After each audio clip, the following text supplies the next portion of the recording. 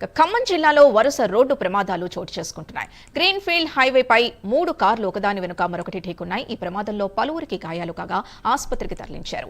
జంగారెడ్డిగూడెం నుంచి హైదరాబాద్కు వెళ్తుండగా ప్రమాదం జరిగింది. అలాగే 2 కిలోమీటర్ల దూరంలో మరో రోడ్డు ప్రమాదం చోటు చేసుకుంది. పొగమంచు కారణంగా 2 కార్లు ఢీకొన్నాయి. ఈ ఘటనపై పోలీసులు కేసు నమోదు చేసి దర్యాప్తు చేస్తున్నారు.